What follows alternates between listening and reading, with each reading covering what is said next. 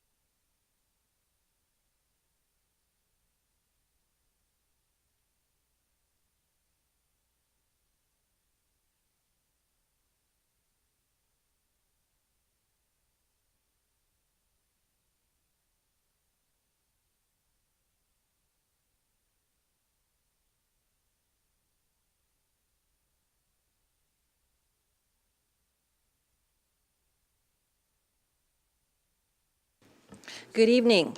I am calling to order the April 28th, 2026 Fountain City Council meeting. Please stand for the Pledge of Allegiance. Mayor Pro Tem, would you begin the Pledge of Allegiance, please? I pledge allegiance to the flag of the United States of America and to the republic for which it stands, one nation, under God, indivisible, with liberty and justice for all. Madam Clerk, roll call, please. Mayor Thompson, Present. Mayor Pro Tem Estes. Here. Councilmember Verhoff. Here. Councilmember Geek. Here. Councilmember Rick. Councilmember Hertzberg. Here. Councilmember Ruffinock. Here. I have 6 present. Councilmember Rick notified us that he would be arriving late. Thank you. We'll go ahead and go on with that.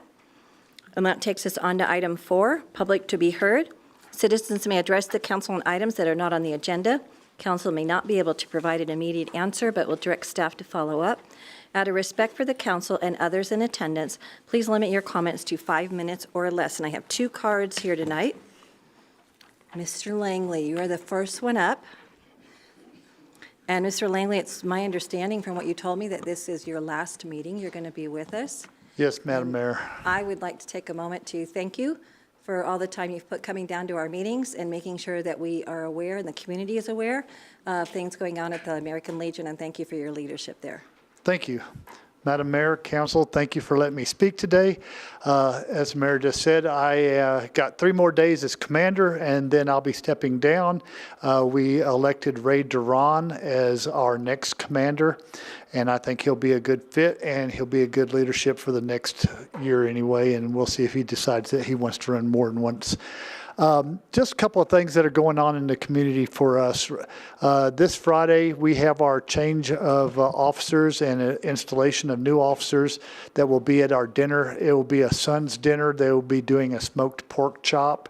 So if you want to come and have a smoked pork chop and watch some people raise their hand again, then you can come on down there and do that. The following week will be the chicken fried chicken dinner that the auxiliary will be having. And then on May 25th, the Legion will be participating with the VFW at the VFW for Memorial Day. And I guess I'll let them speak about that more than myself. But it's been a pleasure working with y'all, and I hope to see y'all in the future. Thank you very much. Appreciate it. I'm just gonna miss him saying chicken fried chicken. You know, we may just have to record that, Bart. Bart, can we record that or something and, play it once in a while, right? Okay, next card is from Bobby V. Hill and Dennis Klein from the VFW.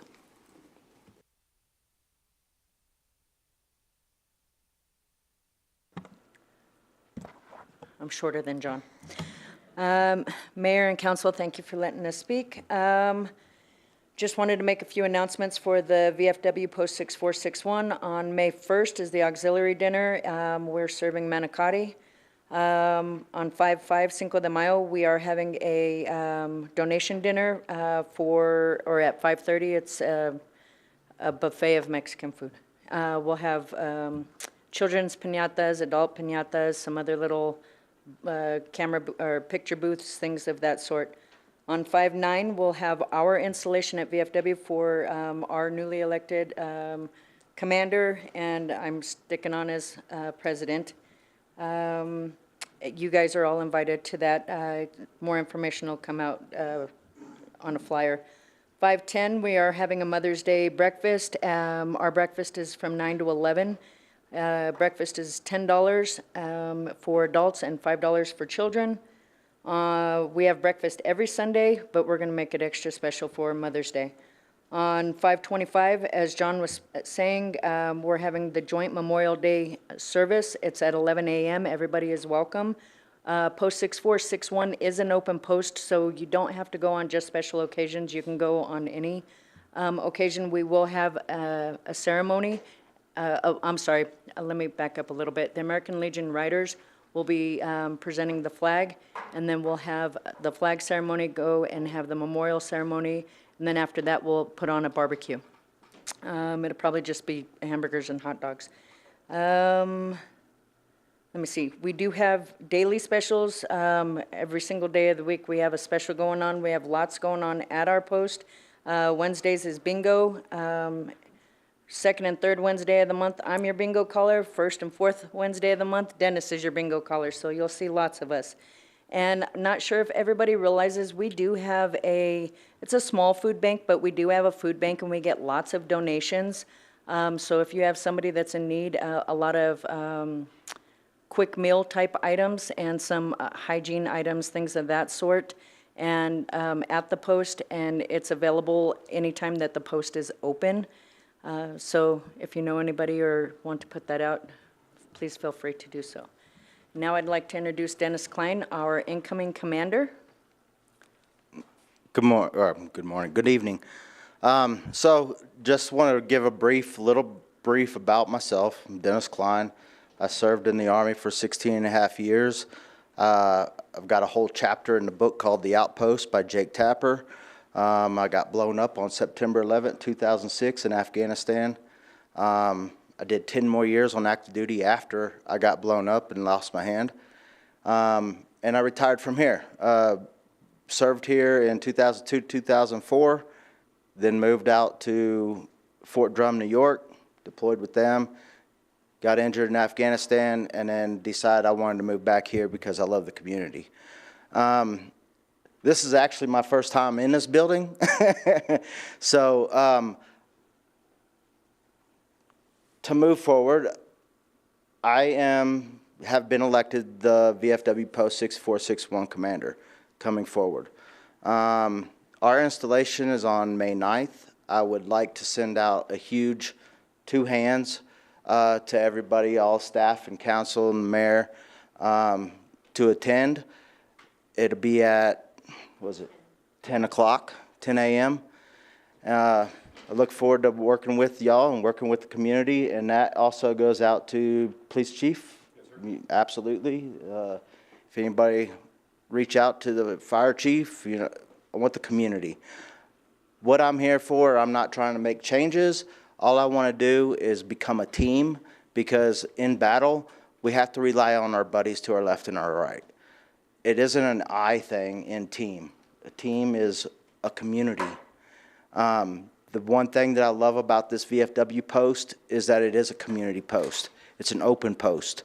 We do things for the community and with the community. And I look forward to continuing that. And hopefully maybe I'll run more in 1 year.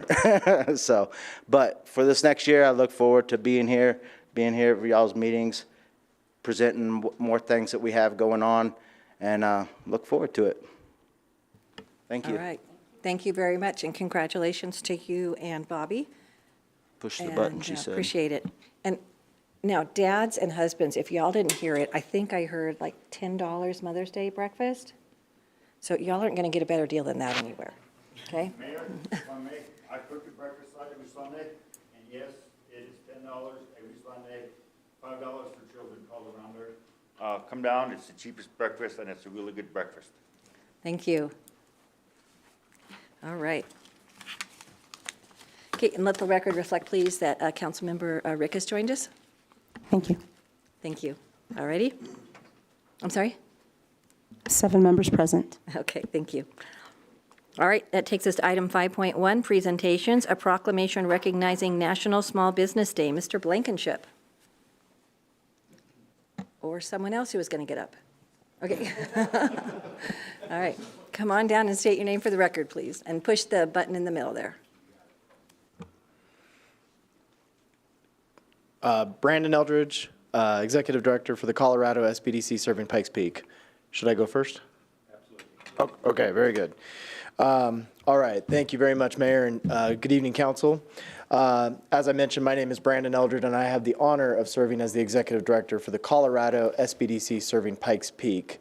For the past 30 years, our office has been supporting small businesses across the Pikes Peak region. And as you may know, we service around 700 entrepreneurs annually, many of which come right here out of this community. We provide about 2,000 hours of free one-on-one consultations.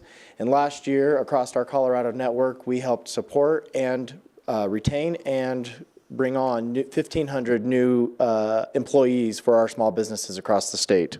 Oh, I lost my thing here. And as you know, small businesses are the heartbeat of our community. They help us create jobs, they help us serve our neighbors, and they help us give each city a unique identity that is especially relevant here in Fountain. National Small Business Week is upon us next week. And in front of you, you'll have a flyer with a little bit of our run of show for the week. This year, we are partnering with the BBB of Southern Colorado, the Colorado Springs Chamber and EDC. And for the 19th year, U.S. Bank is our presenting sponsor. You'll see on Monday, we have our award ceremony at the Cheyenne Mountain Zoo, where we have 6 awardees that we'll be giving out that evening.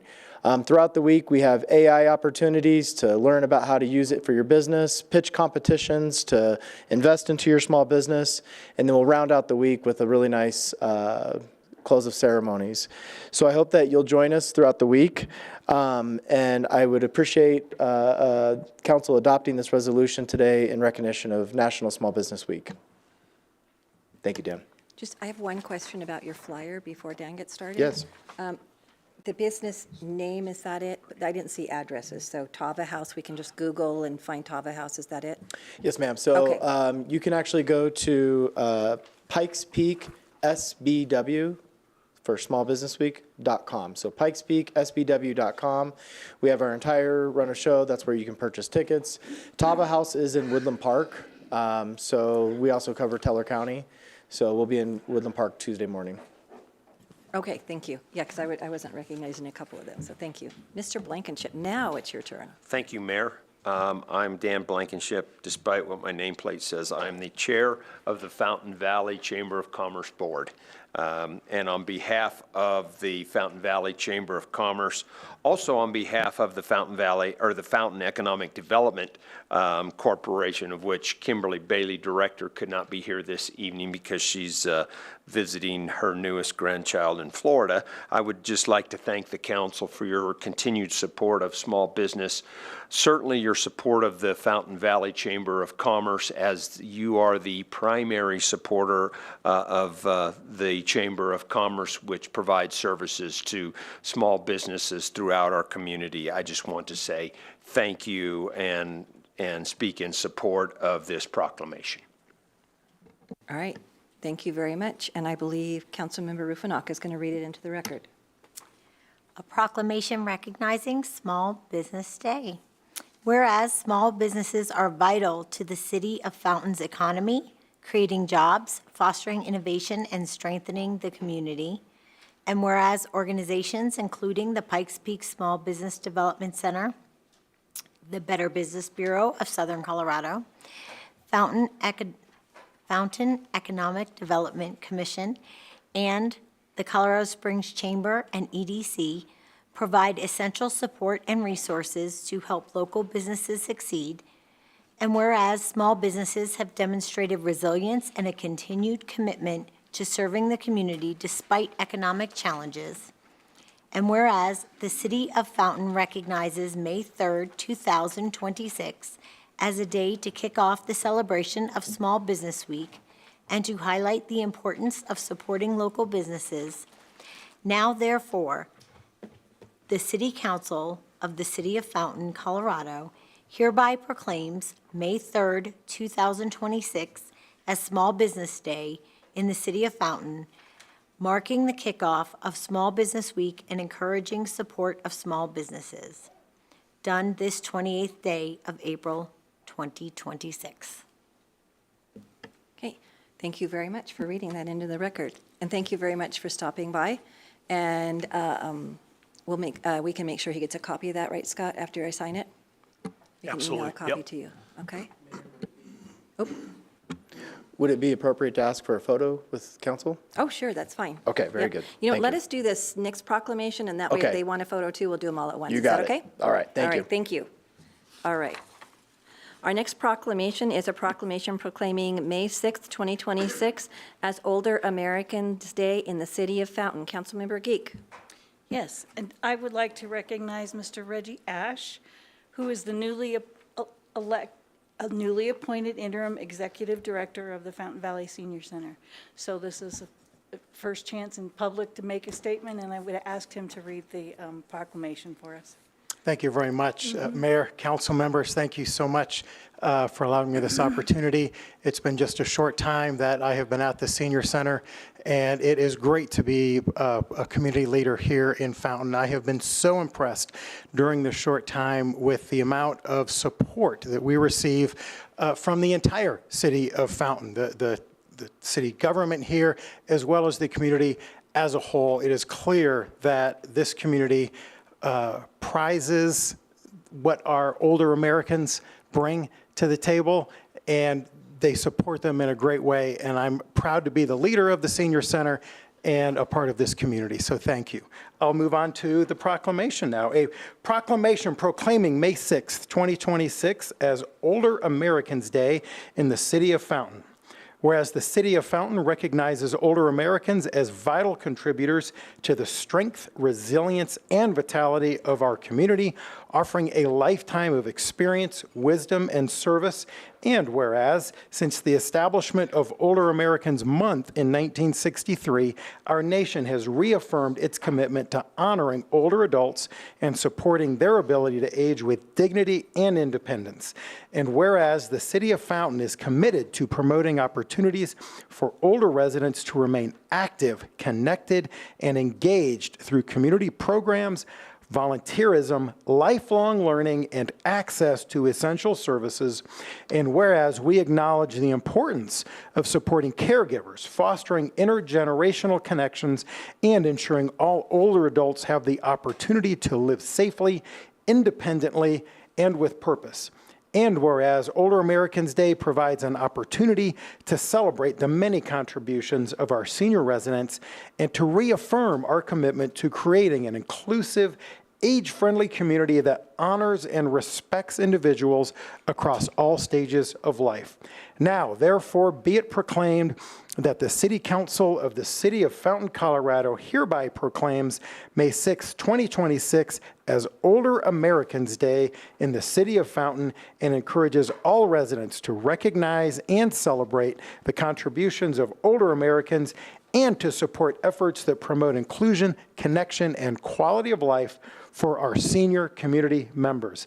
Done this 28th day of April, 2026. Thank you very much for reading that into the record, and welcome. Excited to have you here, and love hearing about the stuff going on at the Senior Center. And I love the Facebook posts going on. So just telling people in the community more. So if you haven't joined the Fountain Valley Senior Center Facebook page, join it. See if you can keep up with them. They got a lot going on. Board, commission, and committee reports. There are none tonight. Oh, thank you very much. A photo. Point of order. We need a photo, right? All right.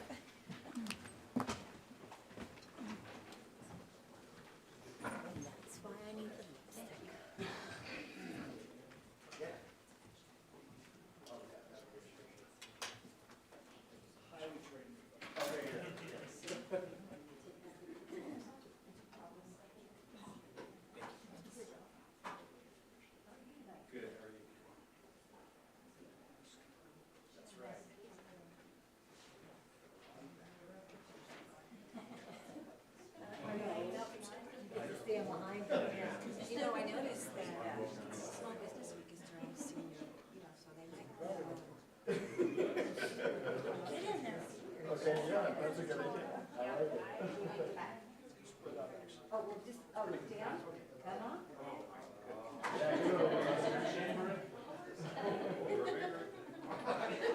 Yeah, I've been told that I need to be in the next picture too, but I don't think that's very respectful for them to tell me that. And you forgot to mention that we got our breakfast. That's right. Yes?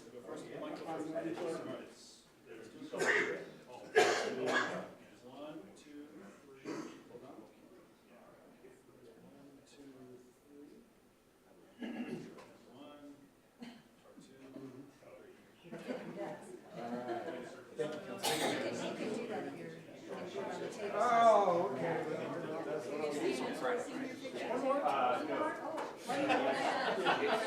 Just getting ahead of yourself. Right here in this. Where do I stand? Right here next to the mayor?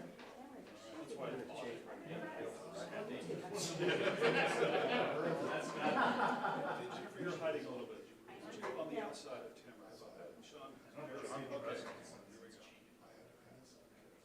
1, 2, 3. Very good. Thank you very much. Thank you so much.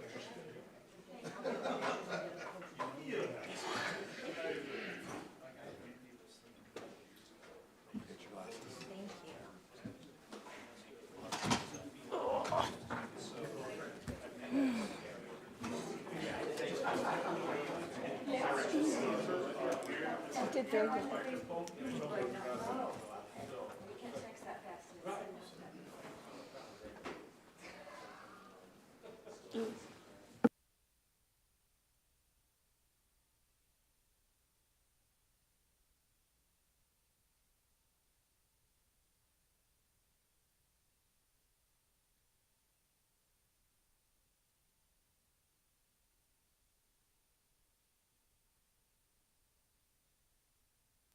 All right, thank you, everybody.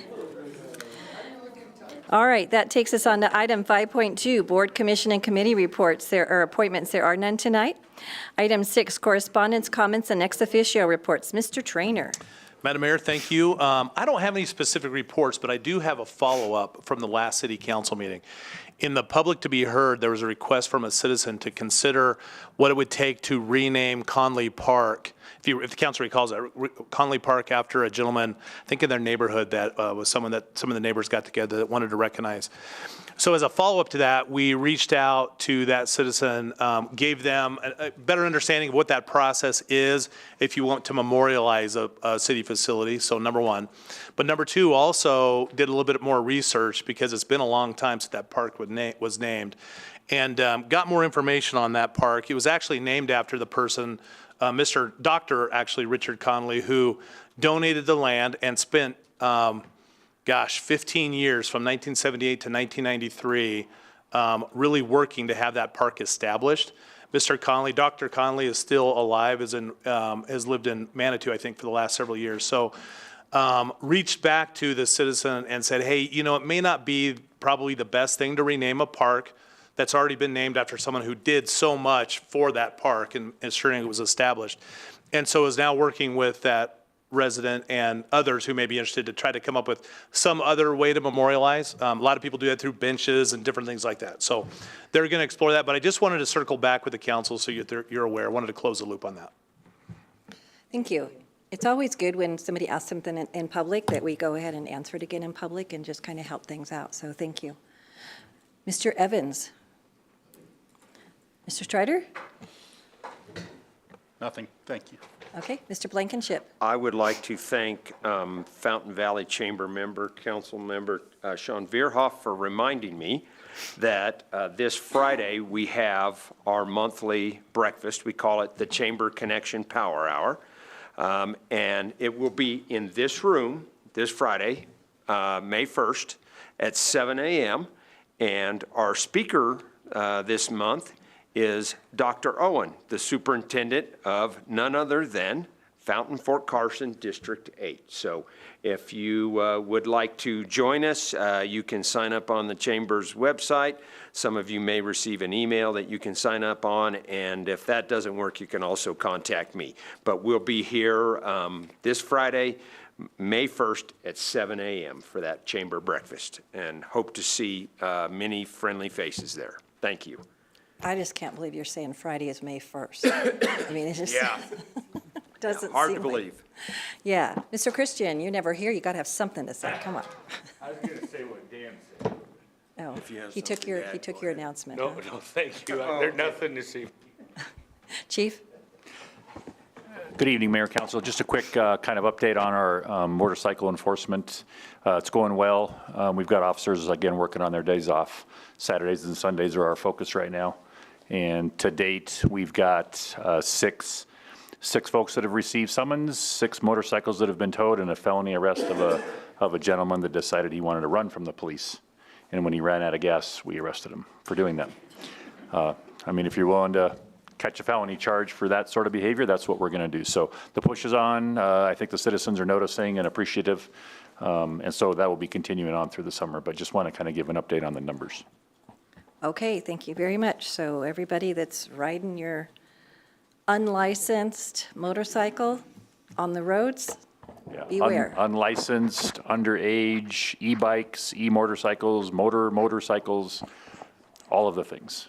Yeah, we're trying to really, and again, this is for the safety of the folks on the bikes and the citizens driving around obeying the traffic laws. It's for the safety. That's what this is for. Councilmember Hertzberg. Chief, can you remind me, did you say that if, in order for a vehicle to be on city streets, it must have a license plate? Is that true? Yes, any kind of a motorized vehicle has to have a license plate that's registered with the state, just like your car does. Okay, just want to make sure. So any Correct. A bike, bicycle, of course not. Somebody riding a mountain bike, whatever, that's not. But these motorcycles, that's a contradiction there. But the bikes that have electric, that look like motorcycles but don't have a motor, but they're e-bikes, those, yeah, they're illegally on the streets. They can't just, and really the foundation is they're not obeying the traffic laws. It'd be one thing if they were riding around in a bike lane and stopping at a stop sign or stopping at a crosswalk or a red light, but they're not doing that. They're just zooming on by. And that's dangerous for everybody involved. So that's really the focus. Yeah, I was in security this weekend, and there was someone who had obviously taken souped up a electric bike. And not only was he going extremely fast with no helmet, no goggles, no nothing on, but he was standing on, I guess what the part is in the back where the battery pack is, and he was doing a wheelie all the way up the road as far as I could see him coming and as far as I could see him going. And so he was going really fast. So there's some people out there not only using a lot of common sense with this stuff. So, Yeah, and we encourage folks to call us and let us know if they see it in their neighborhoods, and we'll respond as fast as we can. yeah, and last night, Councilmember Geek and I were at the Cross Creek HOA/Metro meeting, and they had questions about some up there, and it turned out it was property that was owned by the Metro District, so we asked the Right. Metro District to write you a letter Okay. for a no trespassing of any, motorcycles on their And I assume they're drainage ponds. specifically talking about their dirt track on the east side of their property there in the park? No, this was some of their drainage ponds that the Oh, kids are okay. riding in and stuff like Yeah. that. So, didn't you think that's what it was? Yeah. So, Okay, very good, I gave them specific addresses, so yeah. very good, thank you. All right, thank you. Councilmember Verhoff? Okay. So if you have a property that you've not developed yet and it's empty and people are riding on it, please send the chief a letter that you do not want people trespassing on there so that they can ticket them the first time they catch them. Yeah, and we'll get them to do our official trespass. Once we get that notification from them, we'll have them fill out our trespass letter, and then we'll have that on file, and it's much easier for us to enforce that way. Okay, thank you. All right, Councilmember Geek, anything today? Nothing tonight. All right, Councilmember Verhoff, anything tonight? Just that I'm excited to see Dan at the wonderful Fountain Valley Chamber of Commerce breakfast on Friday. Okay, all righty, Councilmember Hersberg. I'm trying not to say Councilmember Jennifer, Councilmember Sean, Councilmember. Yeah. I just want to say, since I was here last, I attended the monthly FURA board meeting, also as an alternate on Watershed, and attended last night a great presentation at the Colorado Springs Police Department by Chief Vasquez. All right, Councilmember Rufinock. Nothing tonight. Okay, Councilmember Rick. Just one item going along with the chief on public safety.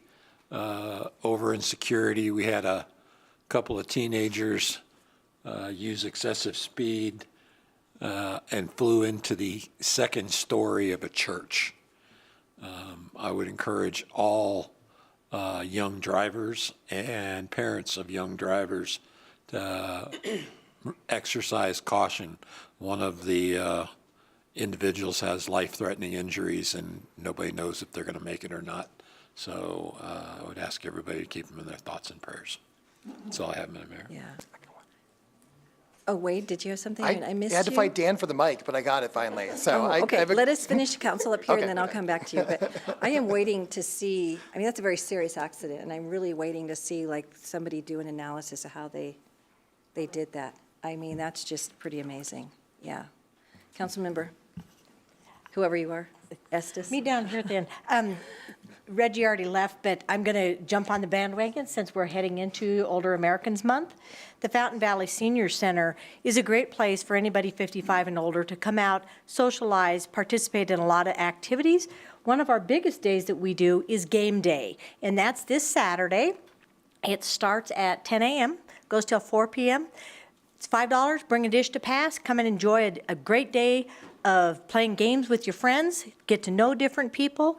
That is also our thrift store will be open that day from 10 to 2, I believe it is, and it's 50% off that day for everything in the thrift store, which is in the building next door to the main senior center. And just remember that we have a lot of activities there. One of their new things is they're doing guitar lessons. They have the game day, they have bingo on Tuesdays and Thursdays, they have dance classes, painting classes, they serve a community meal at lunchtime starting at 11:30 that is provided from Silver Key. So it's just a great facility to come out and join and support our community. So thank you. Thank you very much. And if you go on bingo day, don't get between the bingo board and them, okay? You're fairly warned now. They are very competitive on their bingo games. So, okay, Wade. Good evening. I will be quick. I wanted to give a kudos to my staff, Kimberly, and to Bart. We had an open house public meeting for the Lorraine School cleanup, and Bart went door to door. We actually had like 8 or 10 people there. The EPA rep came down, who I worked with really closely. He was really impressed. Normally, when you do a cleanup meeting, you have one person because the citizens just assume it's going to be done right. But people who studied under Miss Lorraine were there, and so it's also a good show of people who might be interested in the redevelopment efforts that will come later. So I just want to give kudos to them for doing the outreach, and Stantec, our consultant, did a great job, and it's nice to see that many people come up. And thank you for Councilwoman Geek for coming out as well. So I just want to give kudos to my staff for doing that. Well, I might have stopped by, but I kind of went to the wrong building. So.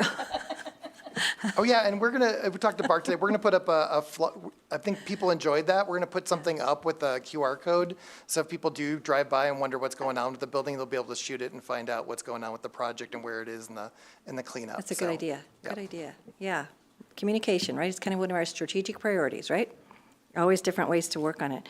Okay, let's see. One of the things that went to the autism night, and Councilmember Geek was there also, so thank you to the fire department and police department for doing that again this year.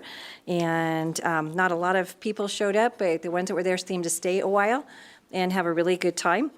And I also testified on Senate Bill 26-146. If you're not familiar with Senate Bill 26-146, about the nicest thing I can say about it is it's a forks and mayonnaise packet bill. It is an attempt by some people in our state legislature to make it so that if you do not request forks or mayonnaise packets or napkins with your food, you will be fined. Not you, the business could be fined. They could be fined up to $500 for putting that napkin in your packet. So I testified against that. Unfortunately, it came out of committee 4-3. And then it went to the floor today, and it passed in its second reading on the floor, so it has one more reading in the Senate. So there's one more shot to let your representatives know that you think that's not a really business-friendly bill for the state of Colorado. And at the end of my testimony, I stated I did not think worrying about forks, napkins, and taco sauce packets was really something of state concern, that if it was a local interest for a community, that they could ban it in their community and worry about it that way. So that's just some of the stuff. There was another bill that we've been following, House Bill 26-1114, that died. They could not get it out of committee. They didn't have the votes. That was the one that would have made us have 2,000 square foot lot sizes within the city, and there wasn't anything we could do about it. It would be taking completely away from local control. So that was good that that one died in committee. However, its companion bill, House Bill 26-1308, is being heard in committee Thursday. And Wade and I know more about these bills than we want to know. And we will hopefully not have to testify again on that one. Hopefully it will not have enough votes to get out. That's the one that you could take a property that you own, completely bypass any citizen input and city oversight, and have the right to split your lot into smaller lots without any input from the citizens that live around you. So hopefully, if you have those concerns, that you could, hopefully House Bill 1308 will die before we get there on Thursday, and we won't have to testify on that either. So if you don't want to pay for your napkins and forks, you might want to contact the state and ask them to kill Senate Bill 146. So, I mean, you wouldn't be paying for them, that you would, because if they get fined, they're going to raise the cost of everything, right? I think that's a business decision on how many napkins and ketchup packets they want to give out, right? So that's kind of what the exciting things I get to do. And then Councilmember Geek and I went to the Cross Creek HOA meeting, like we said, and they had a nice crowd there. We just talked about a lot of the stuff going on in the city, and they were very appreciative of it, and they were very appreciative of the motorcycle crackdown that they heard of, because, of course, they have people in their neighborhood, too, and talking about it. So, all righty. I just want to double check and didn't miss anybody else over there, since I can't see the back row very well, so. Nope. All right. That takes us on to item number 7, consent agenda. All items listed under the consent agenda are considered routine and will be approved with one motion. There will be no separate discussion of these items unless a council member or citizen so requests, in which case the item may be removed from the consent agenda and considered separately at the discretion of council. What would council like to do with item 7A, the city council minutes? Councilmember Harsberg. Move to approve item 7A. Councilmember Geek. I second that. Okay, we have a motion and a second on the minutes. Is there any further deliberation or corrections? Seeing none, please vote.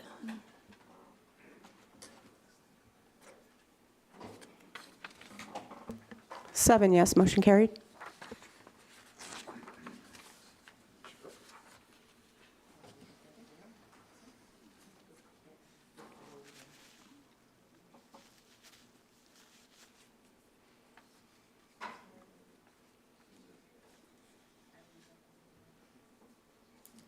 Can we revote, please?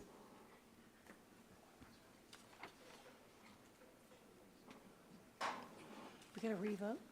Yes, ma'am.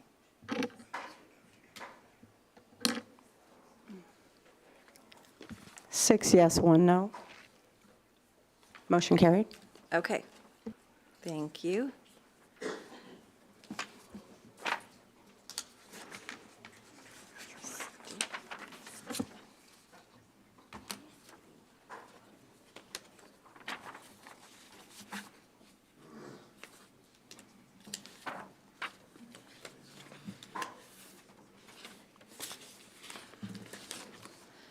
We're going to take a pause for just one moment, please, while I get some, I think I have something misnumbered in my packet here that I need to check on.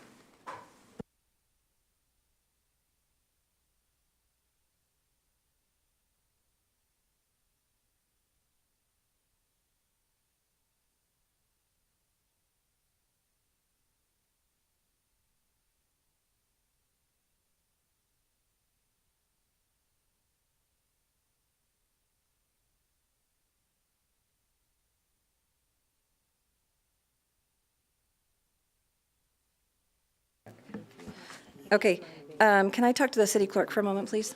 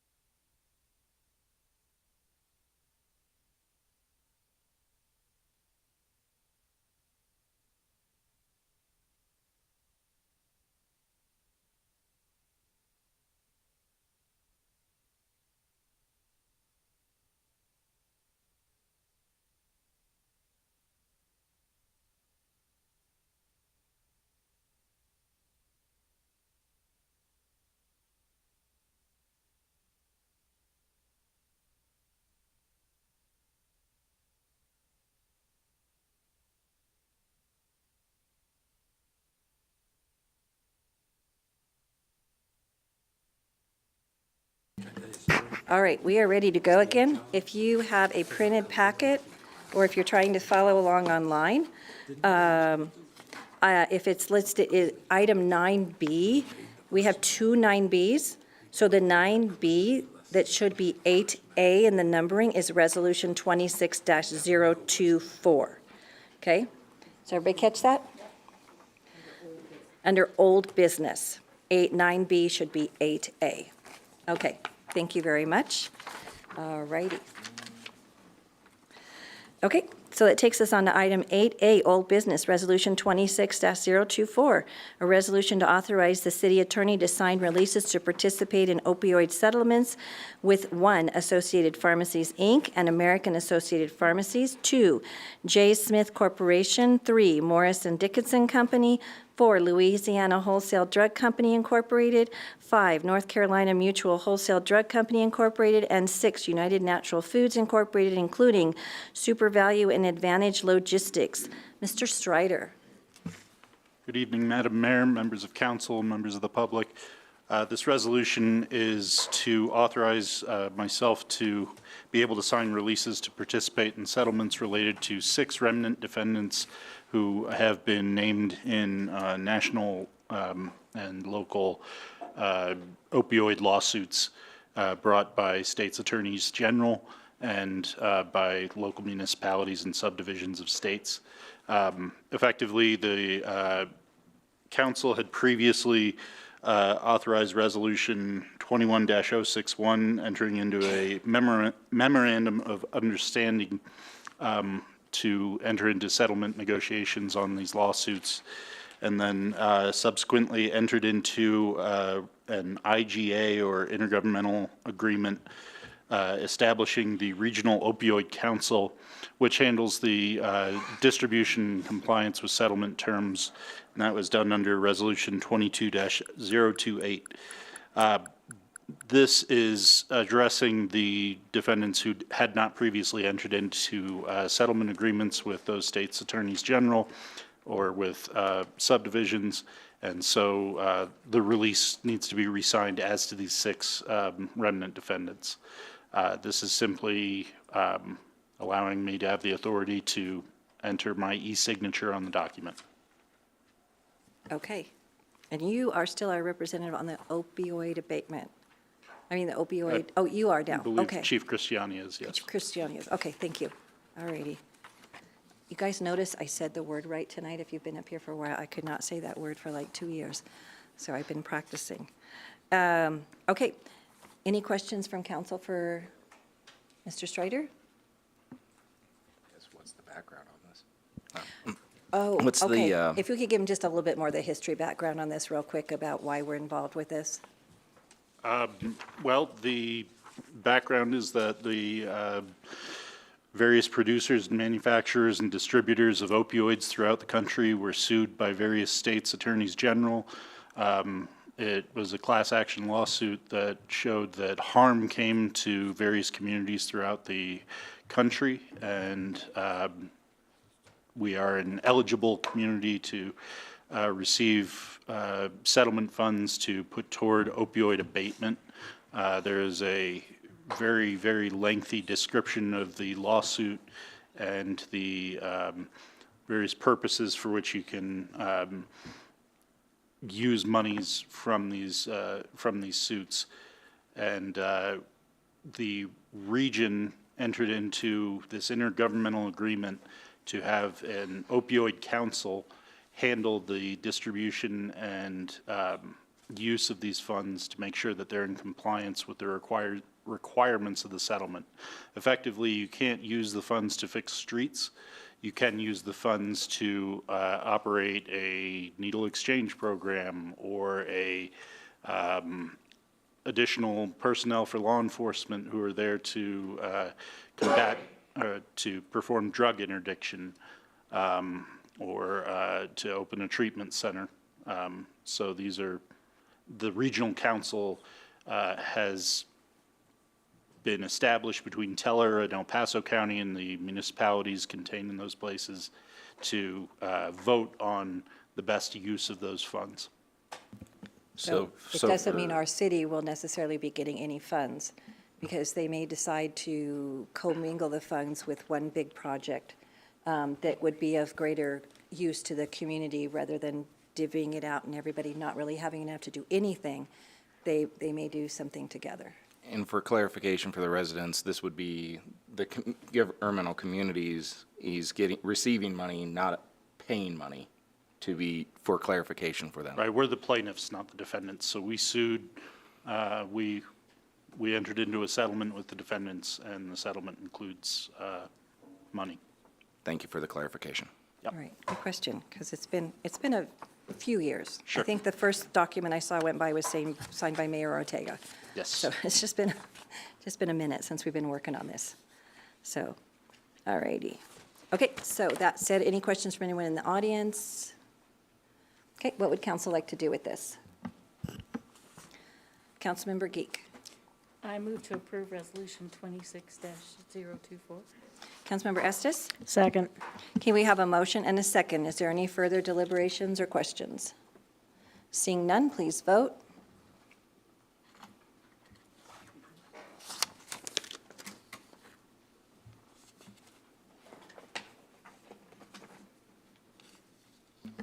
Seven yes, motion carried. Okay, that takes us on to new business. Item 9A, considerations of item removed from the consent agenda. There were none. Item 9B, Resolution 26-025, a resolution approving and adopting an updated fee schedule to recover costs incurred in providing various utility services which are not recovered as part of the city's utility rate schedules. Mr. Blankenship. Thank you, Mayor, and good evening, Mayor and Council. I'm here this evening recommending for council consideration an update to the utilities fee schedule. This is an update to existing fees. We are not proposing any new fees this evening.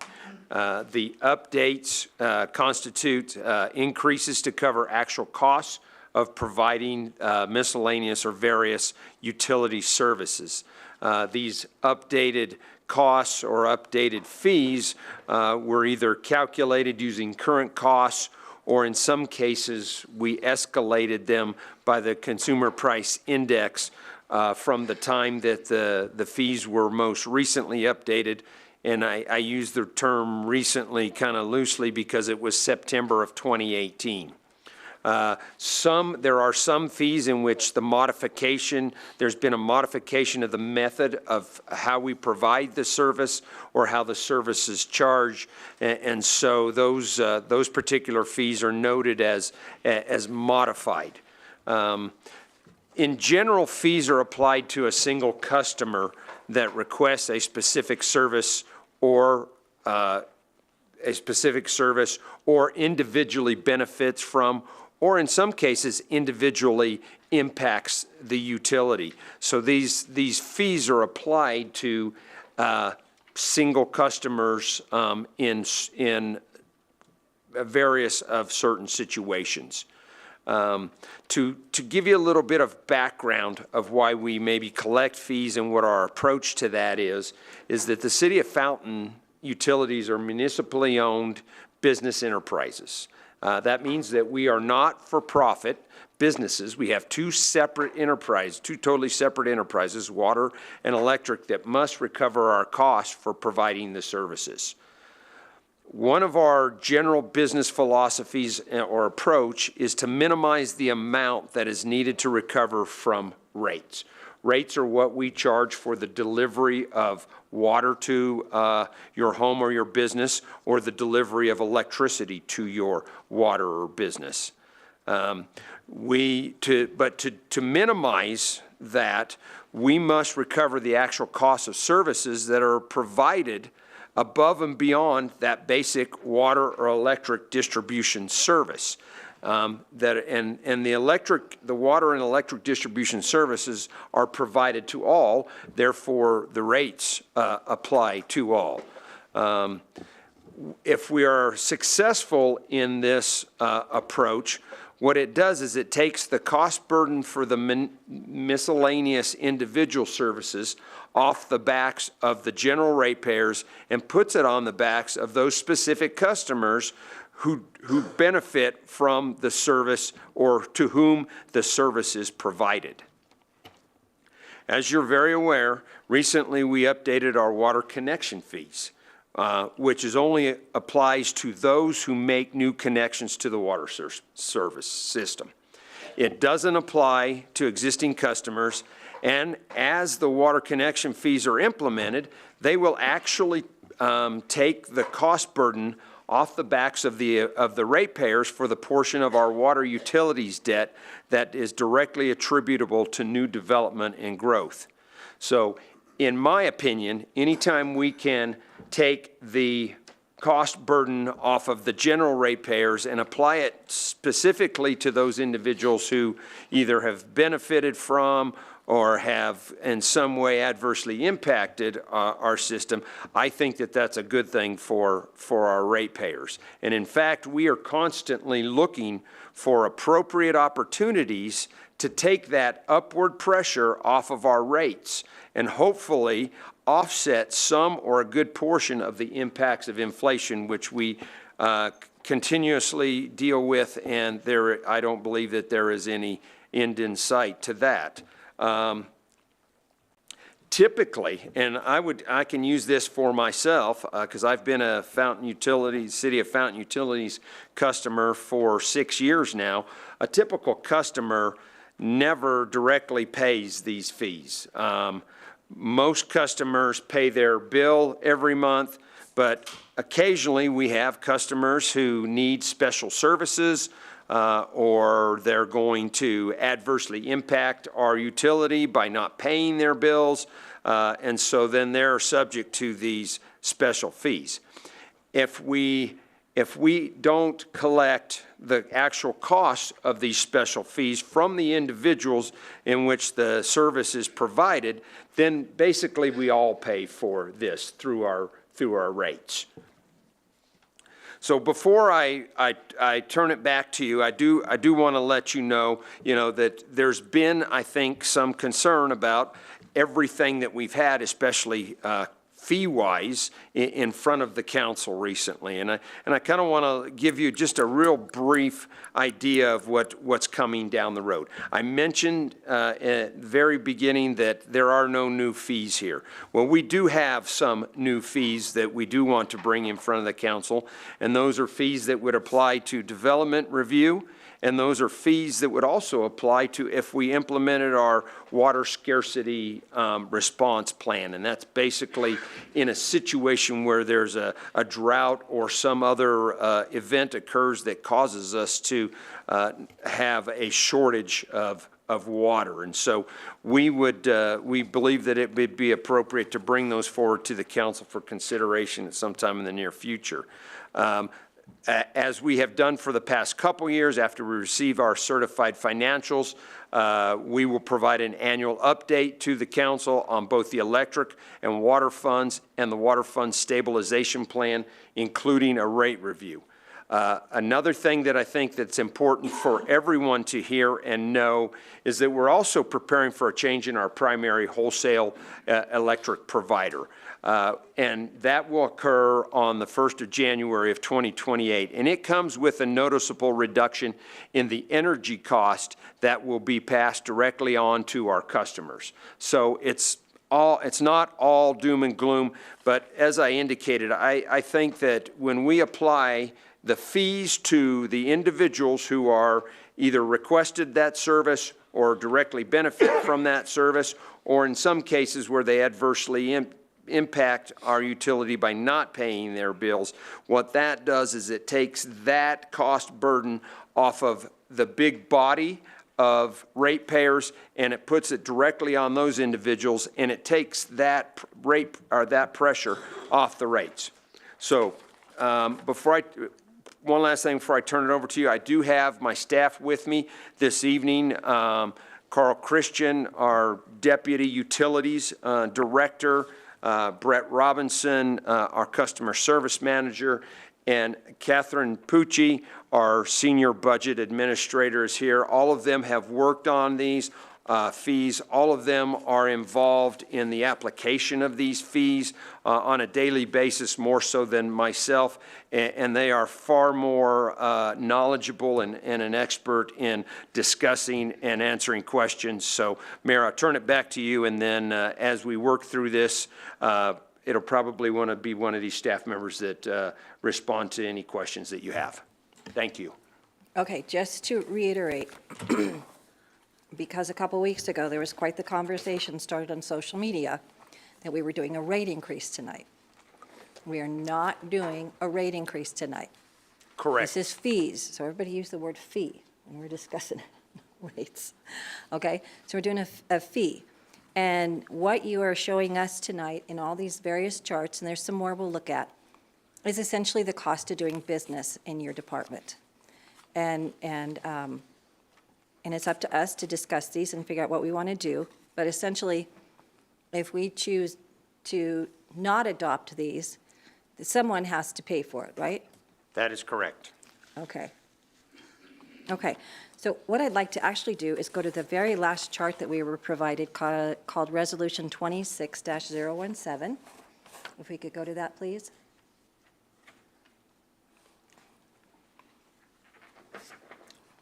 It's titled Water Hydrant and Non-Potable Water Fee Schedule. It would be the last page of this exhibit. I don't know who's in charge. Chris. Oh.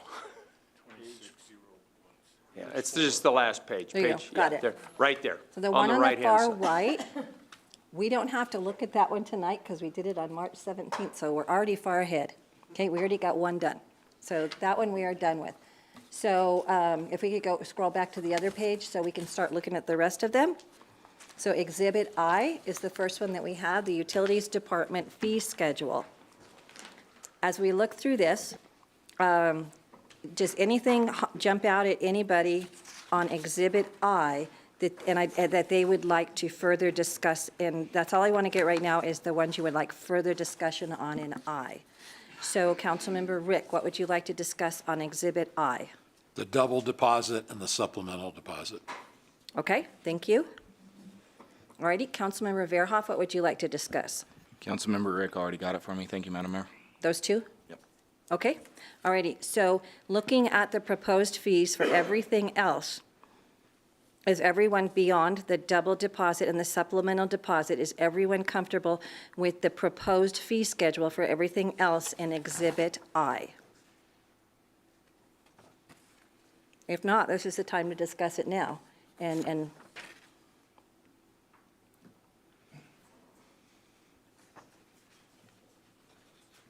Councilmember Rick.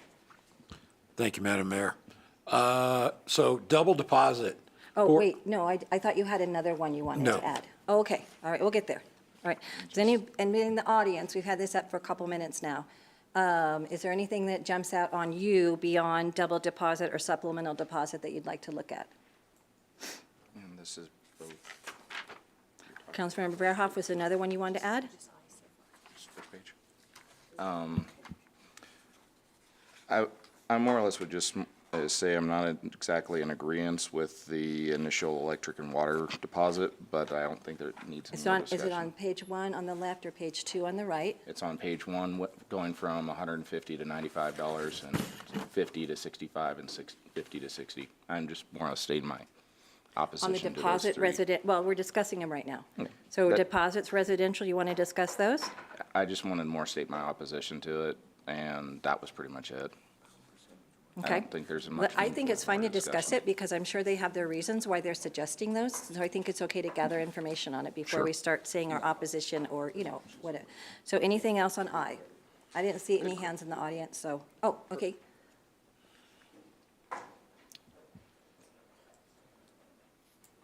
So just which column is it that you're concerned about? And then we'll get more information. So actually, the fees in general, I just had a clarification question on it. Okay, on page on the left or the page on the right? The proposed fees. Both, okay.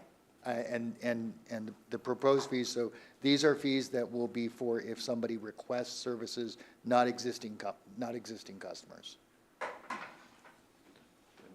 Because that was a couple of questions that was asked of me. No, this would, the fees that you see up here is where existing customers, the deposits are for new customers, so that's the left-hand side. I think that's all we have over there. We have a couple of requests. So if a water meter test or an electric meter test, that, we're not having a change there, but an existing customer could request a meter test, and they would have to pay for that. The others are all deposits, which are for new customers only. But they would have had to have Or paid for that although- previously. Right, or let me clarify that too. As I talk and listen to myself talk, and I see Brett over here ready to pull the trigger. The supplemental Shoot it, Brett. deposit are ones that we have existing customers who have not paid, which Brett will get into the details on those. On the right-hand side, those fees are for, if you have a diversion, that's basically someone who is stealing from our utility. The reconnections are folks who have, for whatever reason that they need to be reconnected, they would request that from us. And then we have a dishonored payment fee. That means if someone wrote a check and it bounced, there would be a fee associated with that, which is, I think, typical of any business. A late fee, that's if you pay your bill late. a stop payment, and then a collection fee. So those are all things that, yes, would apply to existing customers, but they would apply to the customer individually. It isn't something that's blanketly applied to all customers. It's only when a customer finds themselves in that particular situation. Does that clarify? As mud. Thank you. Okay.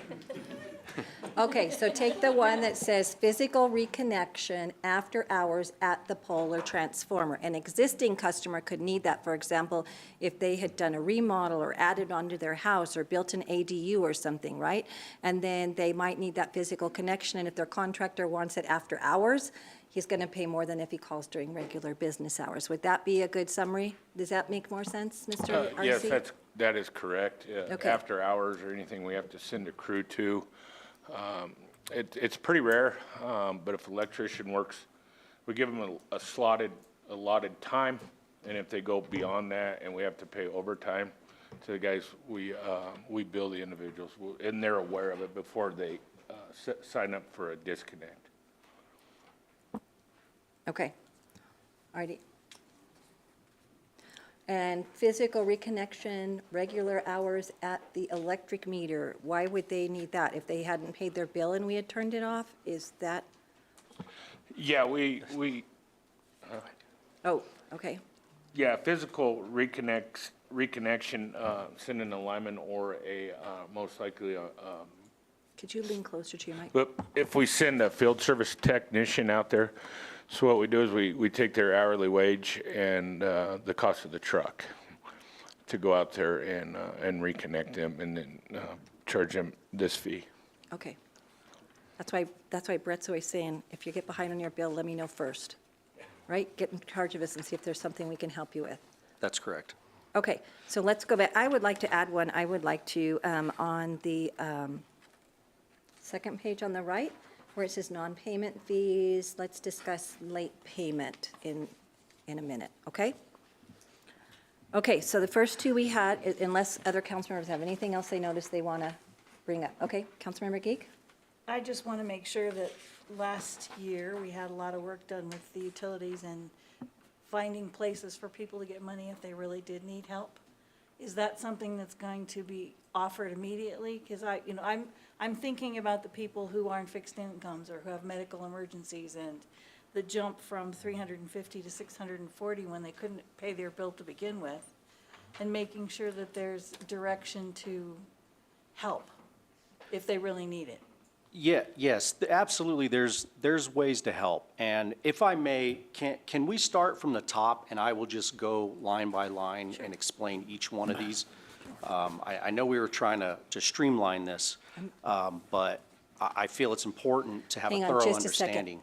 I have a couple lights on here, so let me make sure everybody got kind of thrown out to you guys so you can be thinking about it, what they wanted. So, did you have anything else you wanted to add on? No, I just want to ask my questions. Okay, we'll get there. We'll get there. Okay, Did you have something else you wanted to add on? I think let's talk about the labor rates too, where it's going from the dollar amount to the full burden cost. I think Okay. would be a good thing to also talk about. All right. Okay. Start at the top. All right, Brett Robinson, I'm the customer service manager. I want to preface this with, there's a difference between rates, which is all-encompassing for providing the general service of electricity and water to the ratepayers. And then there are these auxiliary fees that are passed on directly to the consumer that's going to be utilizing this fee. Much like if you wanted to pay your utility bill using a credit card, you would be responsible to pay that fee. It wouldn't be added to the rates, and everybody would be subsidizing your credit card fee because you chose to present a credit card. So that's kind of the difference between fees versus rates. So this fee, if we start from the first one, the after hours, not emergency service charge, it was $50 if you called for an after hours, not emergency charge. We have eliminated that fee. On the second one, it's a water meter test. If you would like your water meter, you don't trust that it's measuring accurately and you would like it certified by a certifiable company and we have to ship it out, and there's a cost for us to do that, to remove the meter, ship it to a company that can certify that meter, ship it back to us, and then we can say that it's a certified, accurately measured meter. There's a cost to do that. We have not, we've chose no, what's NC again? No change. We're not changing that fee. Same with the electric meter tests. The electric meter tests, we have capability in-house to test an electric meter. We will do the first one for free. We will test them every 4 years for free. But if you are insistent where you want them tested every 6 months or something like that, it costs money to do that. We have to pay for the equipment, and so there's going to be a $100 charge in order to do that. Again, there is no change. The current fee to do that is $100. We're not changing it. It's going to continue to remain $100. On the electric meter and water meter removal and installation, before there were $75. You could have your water meter removed and leave it off. And then when you wanted to reinstall it, you had to pay an additional $75. That's what the removal and installation fees of $75 are right there. We are opting to remove that and eliminate those fees. So on that first section, we are only keeping the water meter test and the electric meter test, and we're leaving those the way they are. There's no change. Okay, any questions on that before we get to deposits? Okay. I do have one. If they do the water meter test, that's the flow rate, is that correct? Correct. How We much would- water they're buying? Yeah, we would have to certify the meter Right, and. and it was found to be in our error, okay? And they were charged $100 for it, would we refund that $100? Oh, absolutely. Okay. If there's a fault with the meter, and there's a billing inaccuracy, we would credit that account. Right, but the fee they paid to get the test, we would probably. Sure, if it's yeah, deemed if it was at our fault, error. yes. Okay. So the electric meter tests, for example, these electric meters must test within a 2% tolerance. We do a high load and a low load on them. And if they pass, we'll do that for free the very first time that somebody requests that. It's just if they're excessive and we continuously have to do tests because somebody doesn't trust the accuracy of the meter, at that point, we would charge a $100 fee for that service. Okay. And Councilmember Verhoff? Thank you, Madam Mayor. Why do we not have the capability for the water test in-house like we do the electric? It's very expensive. We had the option to ship them out to do that in the past. We used to do it through Colorado Springs. We no longer have that option. So we left the fee there in the event that it comes back and we can provide that service again. Right now, we cannot certify a water meter. Is there a way to put into policy for an extenuating circumstance for this person that they've never had a water test and it's a once-in-a-decade thing? Well, we have a way to test the meter currently. Off the record, it's a non-certified test, and we could do a flow rate test on the meter to make sure that it's measuring accurately. So there is a way to do that. Now, if we want to get it certified, that's where you have to ship it out and actually get it tested on a bench. They flow several thousand gallons through it, a couple hundred gallons, depending on the size of the meter, and they certify that meter to say it's measuring accurately, and then they ship it back to us. They do that from factory, typically. And are we doing this, the non-certified test is a? Courtesy. Is a courtesy and an option? Correct. Correct. And one thing, Brett keeps very good records in the customer accounts, so we know if it's excessive or if it's once every 10 years or something like that, but we do keep very good notes. Yeah, all these meters are tracked when they're installed, when they're tested, when we go out and put a collar on them to test them for tolerance, or if we pull them and put them on a bench and test them on a bench. And we keep record of all that for everybody's account. So for clarification, more or less, this fee is just for the people who are abusing the system? Correct. Okay, thank you. Okay. Madam Mayor, That takes us to, yes? I request the council be polled as to whether we need to go through every line on this exhibit. I certainly am not trying to become an expert on every fee in Fountain, And I just have a couple I want to get answered so we can move along. I'm asking that the council be polled. We already said what we wanted to hear. I don't need someone to go through and read and explain every line on this schedule. Okay, we have a request from a council member. First of all, does everybody agree that you would like to be polled? Would you like to be polled, or would you like to, or just, what would you like to do, Tamara? Or Councilmember Estes? I can go either way. I know that we have certain questions, but we don't know if our constituents would like to hear everything. So I'm going to defer to what everybody else wants. Okay. Councilmember Verhoff? I've got questions on most of the items, so I'd like to go down the line. Okay. If we do continue that way, I'm going to request that council please limit their number of questions, especially if it's one that's been answered previously on another line. We don't have to ask the same questions for every single fee. Councilmember Hertzberg? I'm okay either way. Y'all, you got elected to make a decision, okay? Make a decision. So- I reviewed them myself and just had a couple questions, but if other people have more questions, that's okay. But I'm not required to go through every line. All right, thank you. Councilmember Rufinock? I don't need to go through every line. We did that when these were presented to us originally, so I feel like we have a good idea of what each of these mean. Okay. Councilmember Geek? Same.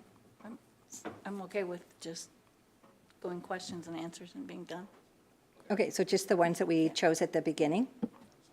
Okay, so now I have a council member saying he wants to have every single line, he has a question on it. It's general. On every single line. There's a general questions on about 3 sections of it, Madam Mayor. What are those 3 sections? You've got the additional fees for the initial deposit. Okay, what page, left or right? That's the left side, Okay. going from the 150 to the Okay, 195. well, And those 3 items, just okay, more we already next- have that circled, deposits residential, It's- double deposit, and supplemental deposit. We have those circled. Those are all already on the list, and then I was going to be talking about the new fees that they've got for the all the ones that say physical on the right-hand page, and then the late and stop payment and the collection fee and the actual burden cost. Okay. So, Part of our duty as council members is to come to meetings prepared. And I know I spent some time talking with Mr. Blankenship earlier today on some of the questions I had on this. And I think a lot of us did that too. So do the rest of you want to go through essentially every single one of these? You said everyone that says the word physical in front of it? just an explanation of the new fees, Just an Madam Mayor. explanation in general for all of them? Yes, ma'am. Okay, not each individual fee. Okay, so everybody agree with that? Just a general explanation. All right, so let's go to, I think the consensus from the council was either I don't care, or just do the ones we picked out, which is the way we started. So you've done some good explanations, so let's go to the 3 on the page on the left. Deposits residential, double deposit, and supplemental deposit. Let's hit those. Whoever's going to hit those over there. Okay, to start it off, all new accounts are required to pay a deposit unless your deposit can be waived with good payment history or if you have good credit. So the initial deposits are $150, $50, and $50. That's $250 for all 3 services. We are increasing that based on CPI for about 31%. So those are going to raise to $320 for all 3 of those services. Otherwise, if you're an electric-only customer, it's going to go from $150 to $195. Are there any questions about initial deposits? Wait, give us a second. Okay. I'm trying to, okay. Councilmember Ricks has his light on for a long time. I don't have anything on the initial electric, okay. initial water, or initial wastewater. Okay, because your light's on, so I thought maybe you had, okay. Councilmember Rufinock. What do you consider good credit? We use a third-party credit reporting agency. We check folks' credit. It's a soft hit. It's called Online Utility Exchange, and it's based on a rating from that third-party vendor. Okay. Okay, I don't think that answered the question very well. Like, if I go in to buy a car, I walk in and they look at my number and they're like, you get this rate, you get that Sure, rate. you sure. know? It's not like your typical 750 credit score. It's based on a percentage point, and if you are over or under 10%, it's one or the other. I have to look at then you would be classified as high risk if you're under 10% ratio, and that means that you would have to pay a double deposit because you have a poor payment history on your past. If you have good credit, then we could potentially waive these fees. Otherwise, you can opt to pay the standard deposit. So there's three options. We can waive it, you can pay the standard deposit, or we can run your credit, and if you have poor credit, you'll have to pay double deposit. So it's not city. Councilmember Rick, would you like to comment? I would like. I know, just wait to be called on, please, because you had your light on and then you didn't want to talk. So Councilmember Rick? First off, let me say thank you to Councilmember Rufinock. You asked the question that I wanted to ask. I want to make sure I understand. This is not the utility department determining what's good or bad credit. This is a third-party agency that is making this determination. Is that correct? That's correct. That's what I needed to know on that particular subject. I would be uncomfortable if our employees were determining what's good or bad. I understand the need. I just want to make sure, where is that information coming from? That's all I had on initial electric, initial water, initial wastewater, or double deposit. I'll wait on supplemental deposit. Okay, thank you. Councilmember Hertzberg? Yeah, mine is actually, I think we're like-minded. My questions were on the credit. When I saw that, I thought it was like a FICO or something, but you're saying this is a credit score that's generated by other utility-paying customers. It's generated from the Online Utility Exchange, which we pay a fee for every time we run a transaction to Okay. check someone's credit or identity. We also use it for identity checks. So the history that makes the score is just on their ability in the past to pay utility bills. Is that what you're saying? Correct. Utility bills, phone bills, those sorts of things, cable bills. So more than just utility, okay. But what about a first-time borrower, or that's what we call it in my industry, someone who doesn't have credit yet because this is their first time? Are they considered bad and paying double? No, they would just pay a standard deposit. If you had a first-time home buyer or a young person that's moving into an apartment, they would just pay the standard deposit. Okay, so the score is able to determine if they're just new, this is their first apartment. The score can determine that. And they're not penalized for just being someone who's out on their own the first time. Is that what you're saying? Yeah, the score is to determine whether the deposit can be waived or not, or if they need to pay a double deposit because they're a high risk. Okay. So for a young individual who's starting out, more than likely, you will have to pay a standard deposit. Okay, but not a double deposit. Because most Okay. of them would probably, at this Correct. point, have a phone bill, right? So Maybe. that might be one that you pulled out. Maybe, yeah, they might be on a Okay. family plan, so they, yeah. So Okay. it's not pulled on, is it pulled on every new customer, the credit, or upon request because they want an opportunity to have the fee waived? The second. Okay, that's, clears it up, thanks. Good questions. Okay. Did I see a hand in the back for a question? Please come down and state your name for the record. And right now, we're just doing the deposits residential. Okay.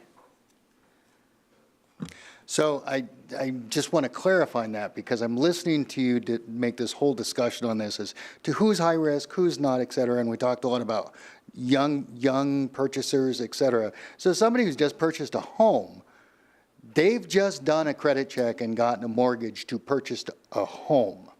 But they're too high of a risk to get their deposit waived. Is that what I'm hearing?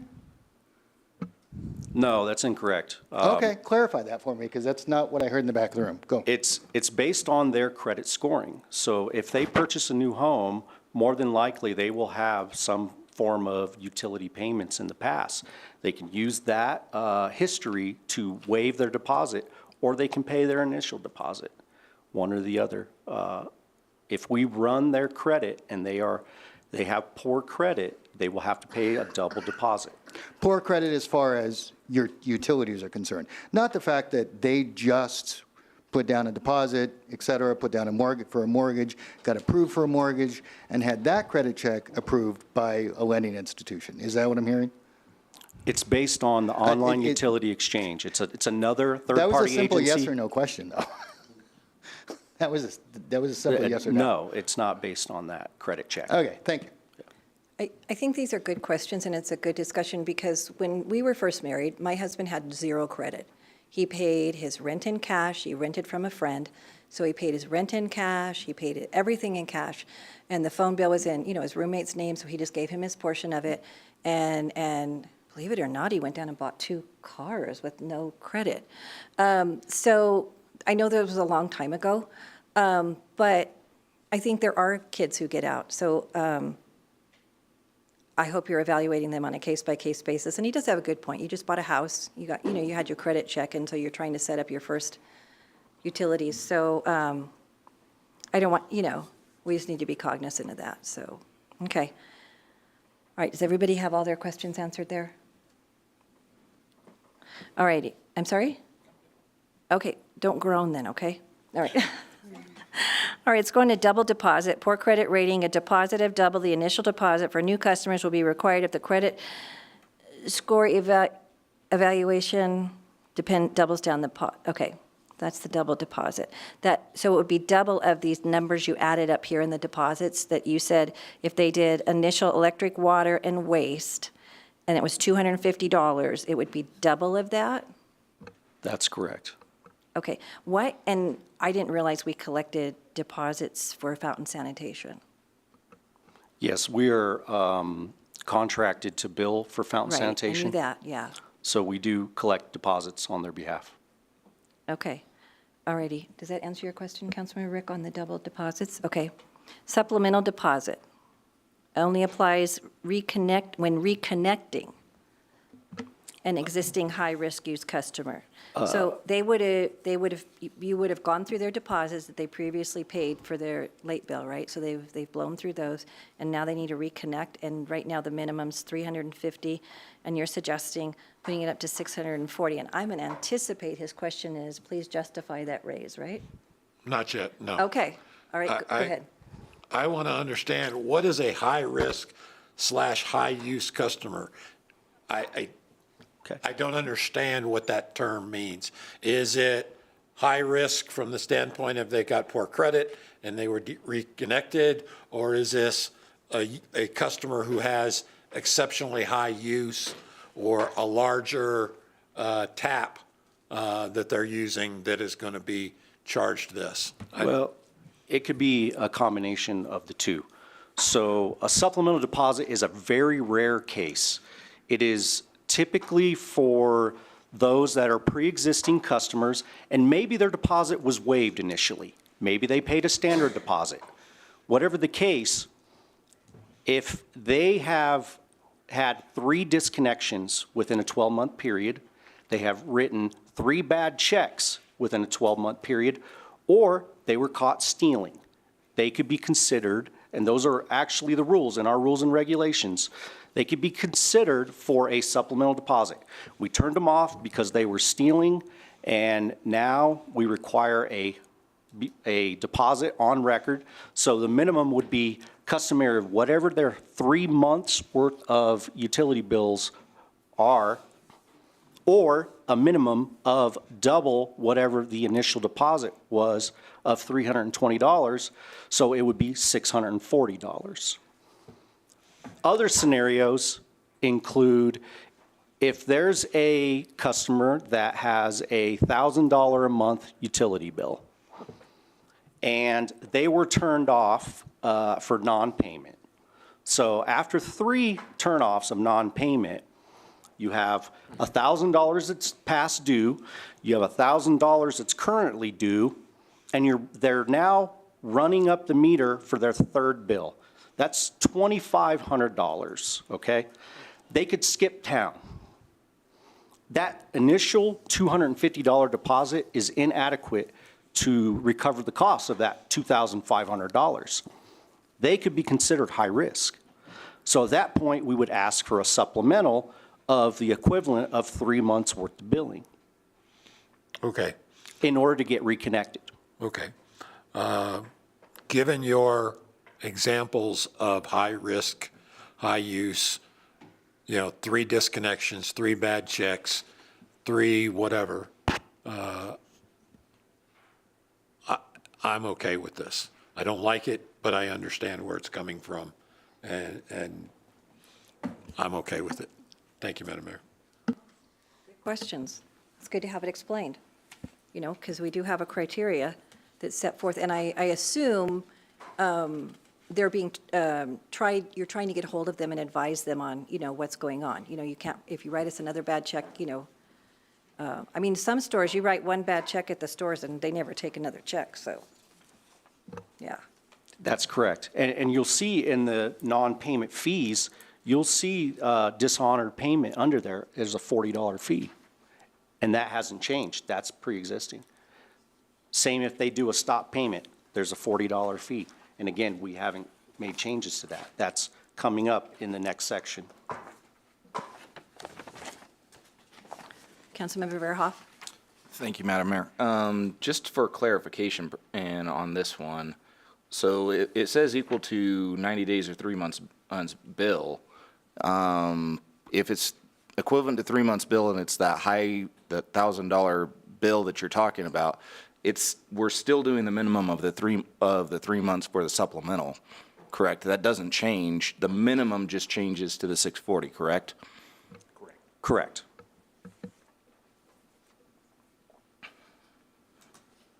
And if the minimum is going from 350 to 640, I guess my question is, if there's that high use customer, why increase the minimum in the first place?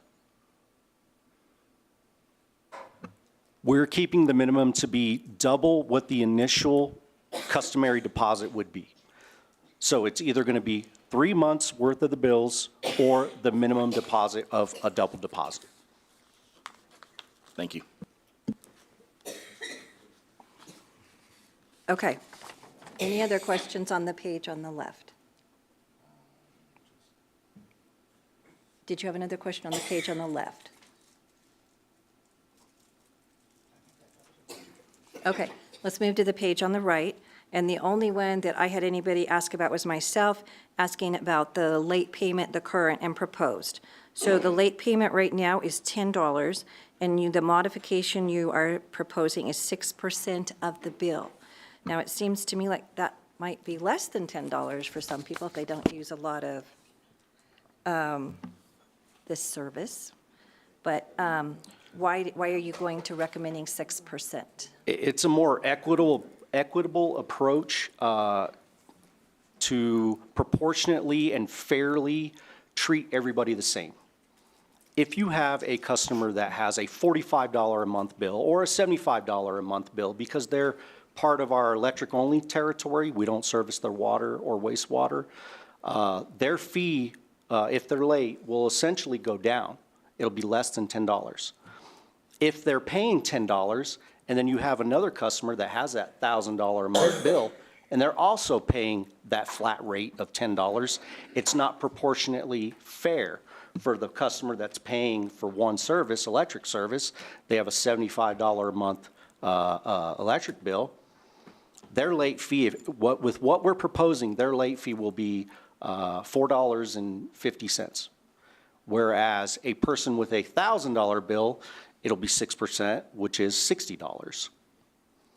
So it's to level the playing field and make it fair amongst the different folks that are using different amounts of resources. Okay. Thank you for the explanation. Yes, did you have another question? Just a comment. I don't think anybody's going to be deterred by a $10 late fee. If, Yeah. you know, if I have a choice between I'm going to be late, but I can use the money somewhere else, if all I have to do is pay a $10 fee, I'm like, and so, not my problem. You know, $10 isn't going to kill me.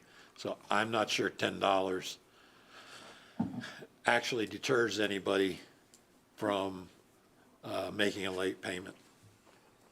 That's all I had, Madam Mayor. Is this late fee for residential and commercial? That's correct. It applies across the board to residential and commercial. So $10 for a large commercial account doesn't really do anything when they're paying Right. thousands So, of dollars. This might be a question, and did our attorney leave? Oh, he's hiding behind everybody. Okay. Is it legal to do a late fee for a residential customer and leave and it's just, I'm just throwing it out there, just numbers, so don't take it as gospel, folks. Leave the residential fee at $10 and do 1% on the commercial? You're asking if it's discriminatory Yeah, to yes. Could it- apply a different rubric for a commercial customer than to a residential customer? Because we have a greater risk of losing more money from a commercial customer. No, I don't believe so. Being a commercial customer is not a protected class, so it wouldn't fall under a discriminatory practice. No, I don't believe it could be considered discriminatory. Okay. I'm imagining the example we're being given of the $1,000 a month customer is probably more of a, I don't know, commercial this size of, what, Dollar Tree, General Dollar Store? I can imagine Walmart's a lot more than $1,000 a month. There's actually residential customers that consume $1,000 worth of utilities in a month. Oh, my, okay. So it's not necessarily just for the commercial accounts. Okay, well, that was a good answer to that question and a funny way to get it, so wow, that's a lot of money a month. Okay, Councilmember Verhoff, Thank you, Madam Mayor. and then Councilmember Estes. And more of a comment on this one. I talked to Dan quite on length on Monday about this, and one of the things we talked about was proposing ways that we could get some folks onto auto pay and getting them with the online accounts to try to help ease the burden on a lot of these folks, because a lot of it is they missed the notice in their mailbox and they didn't pay the bill, or some circumstance where if we make it easier to pay, we probably decrease the amount of late fees we would collect, and also the cost of the utility as well. And I had that conversation with my staff today, and we will continue to pursue that. Thank you for that suggestion. And the late fees are not for us to make extra money. A portion of the late fees actually goes to the Lighten the Load Utility Assistance Program. Is that correct still? That's correct, 12%. 12%, okay. All right. All righty. Is there anything else that anybody has? Madam Oh, Mayor. Thank you. Yes. I wanted to point out that Councilmember Veerhoff had questions on the physical things on this page. Thank you very much. Okay, so we're going to do a quick overview on the physical items on this page, please. Thank you. You want to start at the physical reconnection, regular hours? I think we were just going to do a general overview of what that physical reconnection just means in general. Okay, so there's a few meters out there that we can't remotely disconnect. So we need to go out with a truck roll and an employee and go and actually touch a meter, get in their backyards or wherever the meter is. And so we're recouping our cost on that for a truck and a meter tech during regular hours, and then a lineman after hours, or a water operator after hours. Okay, and so that's just, and if the customer who is needing that service, for whatever reason, doesn't pay it, how do you recoup that cost? It goes onto their bill. Right, but right now, how do you recoup the Oh, cost? I'm sorry, for reconnect. Well, we do this multiple ways, but yeah, they won't, then they won't get reconnected if we can't get to it. But the expense of it right now, how is is it Yeah. being paid out of the general fund? So everybody's paying for this if they're not paying for it, or? Yes. Yes. But not out of the general fund, out of either the water fund or the electric fund. Well, oh, thank you. That Yeah. was, Yeah. my Yeah, mind that was. would be great, Mayor, if you'd like to. No, it was the water rate general fund, the Yes, utility rate general fund. We have to recover that. Thank you. Our Thank you for primary source clarifying of- that. Yes, of recovering our costs is our rates. And if we can't recover any of our costs from fees, that is the only place left is from rates, and everybody pays rates. Okay. All right, Councilman Rick. So, Carl, you said this is for only the people that we cannot remotely turn on and turn off their meters. Is that correct? For the large majority, you're correct. Now, if we have an electrician scheduled to do an upgrade from 100 amp to a 200 amp service, we tell them, we could start them at 8 o'clock in the morning, but they need to be done by 2:30. Anything past 2:30, we would then need to charge them this fee. So they're well aware of it before we go ahead and schedule the reconnect. But other than a non-pay disconnect, it's usually upgrades, something of that nature. How many meters do we have out there that we can't remotely connect? I thought we went to, we were supposed to be over the last several years upgrading them all to where they could be remotely connected and disconnected. There are some citizens who have opted out, is that correct? We still have If the they've opted opt-out, of and we having an have roughly upgraded meter? 460 meters out there that are the old technology, the AMI, and they are not, have the ability to, or I'm sorry, AMR, there's no ability to disconnect or reconnect them. So we're charging them this fee because they intentionally did not opt into the AMR. Is that correct? Yes. Okay, well, that's on them. Fair. It's their choice, yeah. Yeah. Okay. We're dragging it out of you little by little. All right, Councilmember Verhoff. Thank you, Madam Mayor, and Okay, and we didn't have this one up on the chart, so let's, is there any questions anybody has on this point of particular- order, Madam Mayor. I'm sorry? Point of order. Yes? I asked to get clarification on what the full burden cost was on the last page. Okay, let's scroll back to the last page. What line item are you looking at, please? Very bottom for the electrical labor rates, just going from the specific dollar amount to the full burden cost. Just brief explanation on what that is. Okay, so since these haven't been updated since 2018, the current Lyman rate at the time was $61.31, and our now current rate is $76. So what we'd like to do is just be able to, as the pays change, would like to add the full burden cost to this. So instead of picking a particular number, and then you have to come back to us every time that number Yes, changes? that's exactly right. So it's, if you said $76 for the lineman service right now? Yes, and $57 for the water operator. Full burden cost, that's benefits and everything. Right. And that way, when you analyze it every couple of years, you would be able to just notify us of the change in it? Yes, exactly. Okay. Does that answer your question? Thank you for the clarification. Okay. Before I go on, did I miss anything else? Okay. All righty, let's scroll up to the next page. Nobody pointed out anything on this page. But let's look at it really quick. Anybody? If not, we're going to go back and work on Exhibit I. And the one on the right is water hydrant and non-potable, the one we don't have to look at right now. So we've already done that one, so just the last other page. Okay. So I'm going to kind of do this section by section. If you could scroll back up to the first page, please. And the first thing we're going to look at is the section between the two gray lines, customer requested meter services and deposits, those 5 things on there. Okay, so let's just kind of go section by section and make this hopefully a little bit easier.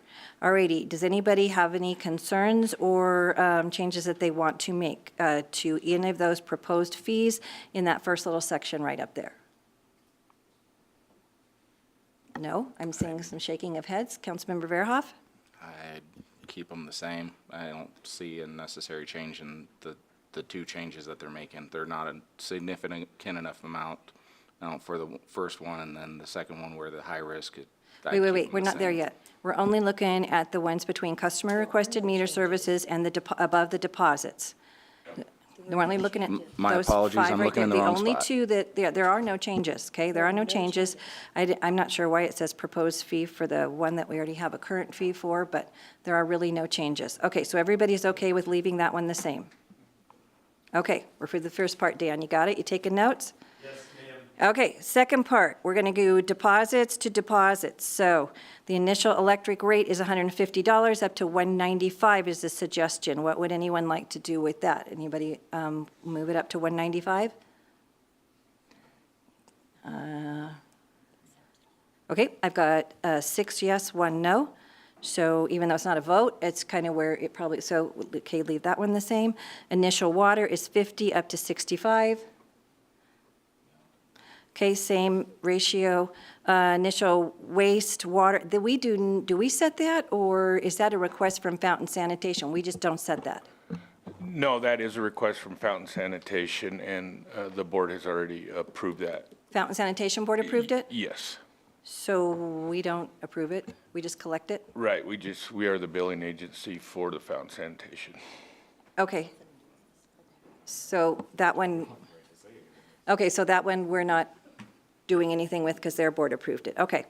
All righty, so we are down to double deposit.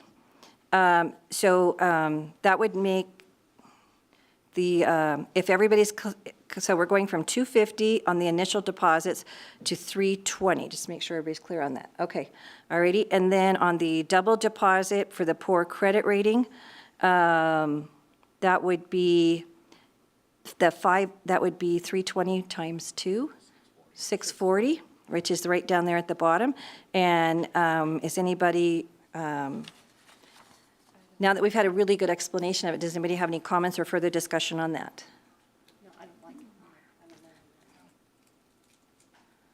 Do you have okay, can you know on it, but do you have a proposal, just leave it at the 350, raise it up to a different number? The fee amount is fine. Charging someone who happens to come in at a score that doesn't meet some sort of standard and they're charged double, I don't like that at all. I'm okay if you want to incentivize someone who has good credit. I'm not crazy about the idea, but I'm okay with that.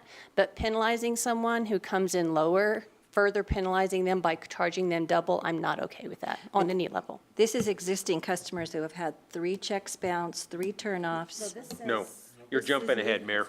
My brain is going ahead. Yeah. Okay. This is a new customer. Thank you very much. I had scribbled my notes right over the top of it. Okay, all right, so this would be double deposit for people who have a poor credit rating. So you would want to see them just held at the new number 320? Okay, all righty. Discussion?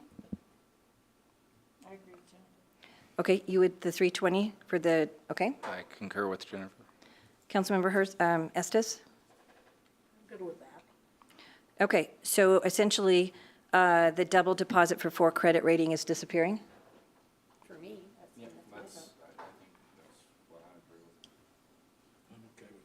Okay.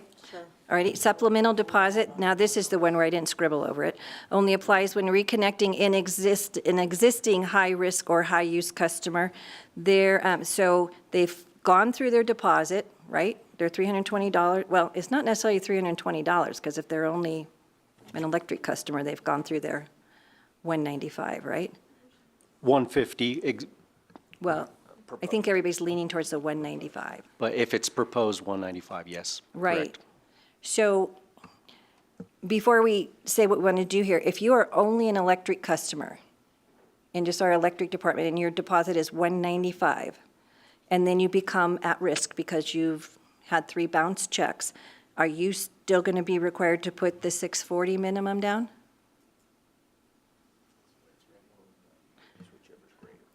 Yeah, it would be whatever the 90 days or the minimum, whichever is greater.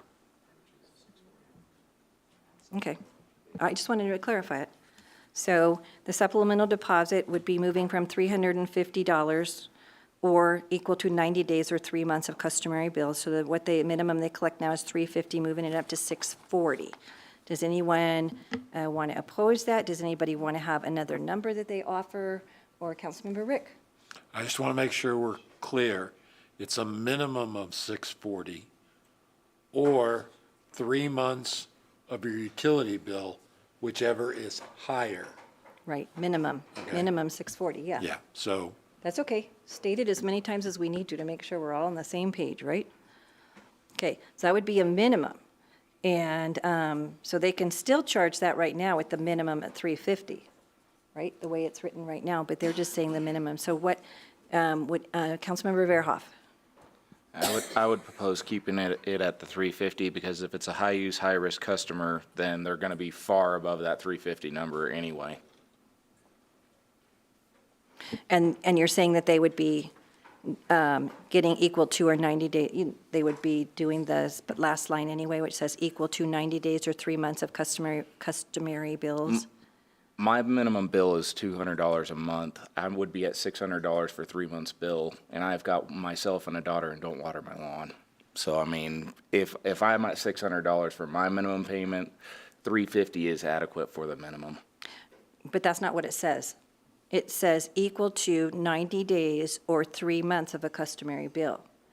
So if your average bill is higher than that for your Yes. 90 days, yeah. That's exactly what I'm saying, Madam Mayor. The minimum, if they're, just about any customer's probably going to be a lesser user than me, so the 350 minimum, it makes sense to keep it where it's at. Why did you come up with the 640? It's based on double whatever the initial bill deposit is. Okay. I was So, hoping to have so better answer if, than that. if the initial deposit was $320, Right. we're essentially just doubling it. We don't take any exception to the direction the council's going. No, Yeah. I thought you were going to tell me what the average, you did some math and came up with the average and all that kind of stuff, so. Yeah, but we feel like that this is an appropriate approach because of the 3 month, because it's the greater of the 3 months or the minimum. So we're absolutely fine with this, the direction the council's headed with this particular item. Thank you. Okay, what do we have on this side, on my left? 350, another number, 640? I think I lost track of where we were. Can we go back? and Okay, stay? we're on supplemental deposit. Yeah, I know that. I just Right. don't know. We approved part of it, and now we want to say what? Minimum is going to be 640? Well, that's what they're suggesting is 640 would be the But minimum we're- if you are an existing customer and then you have some issues with 3 turnoffs or 3 bounced forms of payment. But the 350, they would collect minimum, and then it could go up, though, because it becomes equal to 90 days or 3 months of customary bills. I'm getting echoey all of a sudden. If they don't all update. Okay, just need to answer, folks. go for it. That's not an answer. That's a go for it. I think if we truly take a look at 3 months of someone's bill, I think it'll answer itself. It'll be higher than the 350 unless they are only an electric customer or some other situation. So I think that answers it. It'll take care of itself. I'm sorry, I didn't hear what Councilmember Estes said. I'm good with the 350. Okay, leaning towards the 350, leave it there. Okay, all right, and initial deposit from $300 to $390, everybody okay with that? No. Okay, all righty, No on that and, one. I'd keep it the same. okay, well, we have majority up here want to take it to 390. I'm trying to make sure we come up with a good, clear motion when we make the motion. So, yeah, supplemental deposit, there's no change there, and then we didn't change anything. A late payment fee, $10 or 6% of the bill. Make it 6%. 6%, $10, $10, 6%? Six. 6? Huh? 6? Okay, 6, okay. All righty. And then the full burden cost will be, you'll let us know when they go up from whatever, and then I think we have it all unless anybody has any last questions, and I'm sure that is like clear as mud to everybody in the audience. So let me review what we're doing, just to make sure. And somebody write it down to make a motion. Okay. On Exhibit A, under the proposed fees from the utility department, excuse me if I speak slow because a lot going on here. Okay. The proposed fees that we are accepting on the initial electric deposit, $195, initial water, $65, initial wastewater, we can't change the 60 because Fountain Sanitation proposed on that, which would be $320 for your initial deposits. The supplemental deposit would remain at $350. The initial deposit for non-residential would be a minimum of $390. The late fee, we are accepting 6% of the bill. And nothing else is changed in the proposed document. Does that, So did the double not get enough votes? the double did not, the double went down. Okay? So we're keeping the double. No, the double's off. Oh, Double to a deposit is off. So the only two changes. I'm sorry, may I clarify? Yes, please go for it. Madam Mayor? Yes. The two changes to the document as it was proposed include no double deposit. It has Correct. been eliminated, and the supplemental deposit will remain at $350. Everything else will be as proposed by the Utilities Department. I will take that as a motion. And that is the motion that I am making for Resolution 26-025. 25, correct. Yes. Okay, is there a second? Councilmember Hertzberg. I'll second. Okay, we have a motion and a second. Is there any further deliberations or questions? Are there any questions from anyone in the audience? Thank you for shaking your head no. All right. Okay, that is the motion we have. Please vote.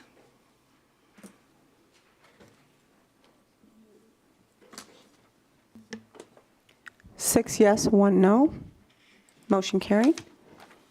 Okay, Resolution 26-026, a resolution to award a professional services agreement to Ayers Associates Incorporated to complete the City of Fountain Comprehensive Plan Update, Housing Needs Assessment, and Housing Action Plans. Mr. Rick, did you have anything you needed to say tonight? Yes, Madam Mayor, I need to recuse myself from this subject. I was involved in the selection process and do not feel it would be appropriate for me to vote on this. Okay, we have a motion from Councilmember Rick to recuse him. Does anybody want to discuss that because he was in on the interview process? Okay, do we all agree he should recuse himself? Okay, do you need a motion and a vote on that, please? Yeah. Yes. Okay, we'll just do a verbal vote to keep things moving along. Okay, Councilmember Rick, you need to vote to recuse yourself. Yes. Okay, all righty, yes. Mayor Thompson? We How do you didn't somebody make a motion. Councilmember Rick made a motion to recuse himself. You I'll second. Second, okay. He votes yes. Everybody wants to go home at this point, can you tell? Alrighty, Mayor Thompson, how do you vote? yes. Mayor Pro Tem Estes, how do you vote? Yes. Councilmember Veerhoff, how do you vote? Yes. Councilmember Geek, how do you vote? Yes. Councilmember Hertzberg, how do you vote? Yes. And Councilmember Ruffinock, how do you vote? Yes.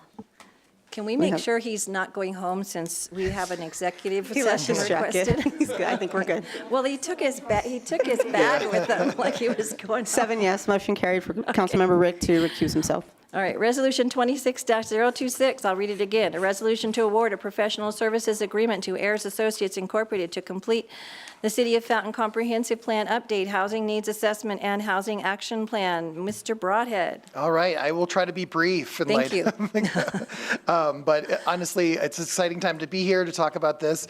A lot of city planning is regulatory. This is the one, I think, cooperative sort of fun thing that we get to do to chart a vision for the city and work on all the priorities of all the departments of the city all at once. You know, our last comprehensive plan is like 2004, 2005, so it's hopelessly outdated at this point. So this is a complete kind of overhaul of the comprehensive plan. And kudos to Christy, she did a great RFP. And so I'll just jump into the nuts and bolts of what we did. So we had 7 responses for our RFP. 2 of the groups were $100,000 too high, so we kicked those out. And they were one of the firms was from Chicago anyway. I don't think it was going to be a great fit. We had another firms that all kind of qualified within the budget. We did an internal kind of vetting of them with Taylor, with Utilities, with Christie, with Chajali, with Bart, and just to kind of see if anything jumped out, anybody liked anything or didn't like anything. People were kind of okay with all of those. Those 3 firms rose to the top of those groups to interview, Ayers, Bohanna Houston, and Logan Simpson. And so then we created a panel to interview those, and I realized that I am new here, so I don't want to be the main person speaking for the group that is going to figure out chart the course of the community. So we invited Councilman Rick to be on the panel. We had Joni be on the panel. She's 5th generation, plus she's involved in a number of other things in the community. We had the chair of the Planning Commission. We had a couple of small business owners, and then some of my staff participated. And so we did 3 interviews, and Ayers rose to the top, and I was happy to see that. I tried to stay quiet the whole time at the very end. I know some of the people. I have worked with them. I've had really good relationships with them. I've done presentations with them, and I think all of them had great technical skills. I think one of the main skills for a comp plan is being able to listen and hear what we are telling them and what we want our vision to be. And Matt and Josh there are just excellent. Josh is actually the current chair of the American Planning Association Colorado chapter, so he's closely involved in DOLA and working with the community. Also, the other deciding factor, I think, for the group as well as myself is Ayers was on the low end of the bids, and they provide additional services that other companies didn't provide or bid on as well. So I've been talking to council members about a professional audit that we would do in the planning department and our processing and business licenses. They threw that in, and they're lower. So it made it a pretty easy decision, I think, for the group that they're giving us extra services for better cost. And I've worked with them before. I can kind of speak to their performance. And so we recommend that you move forward with getting under contract with Ayers to complete the comp plan. There's a lot more I could say, but I know we've been here for a while. I wasn't sure if you were just taking a breath or finally. Okay. Any questions or? Right, any questions? Okay, hang on. Okay. I think one of the first things I did when I ever got involved in the city was coming down to the comprehensive plan here and really seeing citizens, And I think one of the things that I heard and I've always kept in the back of my mind was a lot of people saying the city just does this and the study and they put it on a shelf. And I've always kind of kept that in the back of my mind if we ever did anything. So this isn't going to go on a shelf, right? No, that's one of the reasons I like Ayers is they're very pragmatic. They're the only group that studied your objectives and referenced them in the room and talked about tying this into the strategic plan for city council. And they also talked about 2 different work products at the end, like a very technical one that staff has to use, but then a very easy one that the citizens can use and figure out and work with. So they just off the top had different ways to the finished product would be more usable for us. And then at the end, we are going to prioritize everything people want to do, because when we go for grants, it really helps if it's in the comprehensive plan. So Todd's applying for some road extension. It's really nice that that's on there. So we need to think about what we're doing the next 2 years, 5 years, 10 years. So this is also just a ticket to getting more funding in the future. Okay. How long will this take? So the housing elements are required by DOLA. They have to be done by the end of the year. And then the comp plan doesn't have to have it. It's generally by the end of the next year. But it can go a little bit longer, but what I anticipate is by the end of 2027, the comp plan will be done. And there'll be plenty of time for people to give input on this. You'll have Yes, so citizen we can do meetings, as creative as we online. want with Bart, with any type of, okay. and then they were one of the only people who actually came to the community and talked to business owners and interviewed people before they even put in their proposal. So that, I think that spoke a lot to them, their commitment. Okay, sounds good. Any other questions? Councilmember Rehhoff. First off, Wade, I'd like to tell you thank you and for doing this, and thank you for continuing to work to make it easier to start a business here in Fountain. And with that, I move Resolution 26-026. Okay, we have a motion, do we have a second? Councilmember Estes. Second. Okay, we have a motion and a second. Anyone in the audience have any questions? We didn't take it out to you, so. Okay, seeing none, please vote.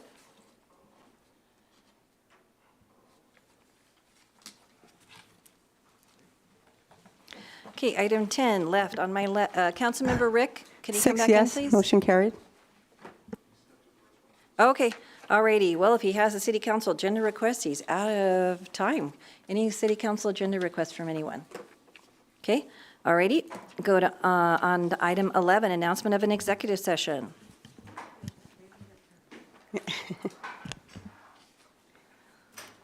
There's an announcement. In accordance with the city charter and the Colorado Open Meetings Act, the city council open session is to determine whether it will hold a closed executive session. A closed executive session may be held upon an affirmative vote of 2/3 of the quorum present. If consent to the closed executive session is not given, the items may be discussed in open session or withdrawn from consideration. The purpose of the executive session, pursuant to CRS Section 24-6-4024, for the purpose of review, approval, and amendment of executive session minutes, and pursuant to CRS Section 24-6-4024B, for the purpose of receiving legal advice on specific legal questions to discuss the procurement requirements of EPA Brownsville grant. Madam Mayor. Okay, we have a, sorry, I'm packing up to go home, so. All right, that is the request from the city clerk. What would council like to do? Councilmember Estes. Move to go into executive session. Councilmember Hertzberg. Second. Okay, we have a motion and a second to go into executive session. Please vote. Oh,